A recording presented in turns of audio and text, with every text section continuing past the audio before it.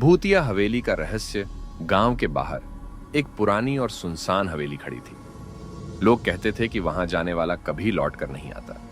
सालों पहले उस हवेली में एक अमीर जमींदार अपनी पत्नी और बेटी के साथ रहता था। लेकिन एक रात पूरी हवेली आग की लपटों में समा गई। जब तक लोग मदद के लिए पहुंचे तब तक जमींदार की पत्नी और बेटी जलकर राख हो चुके थे। जमींदार का शव भी नहीं मिला। उस घटना के बाद हवेली वीरान हो गई और वहां से डरावनी आवाजें आने लगीं। रात का आतंक। रवि, एक युवा खोजी पत्रकार, इस हवेली की सच्चाई जानना चाहता था। गांव वालों ने उसे बहुत समझाया, लेकिन जिज्ञासा के कारण वह अकेले ही हवेली में घुस गया। हवेली के अंदर घना अंधेरा था।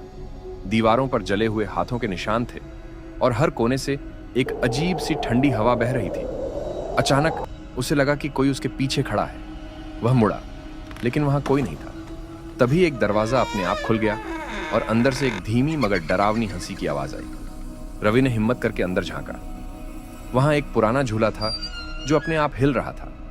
तभी अचानक एक सफेद साड़ी पहने और अधजले चेहरे वाली औरत उसके सामने आ खड़ी हुई। उसकी आंखें गहरे काले गड्ढों जैसी थीं। सच का खुलासा रवि ने कांपते हुए पूछा, तुम कौन हो? औरत ने दर्द भरी आवाज में कहा, मेरा बदला अभी अधूरा है।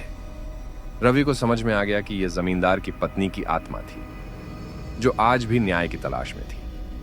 अचानक एक और परछाई प्रकट हुई। वह जमींदार की थी।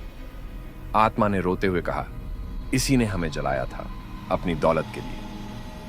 रवि ने अगले दिन गांव के बुजुर्गों से बात की और पुरानी फाइलों में छानबीन की।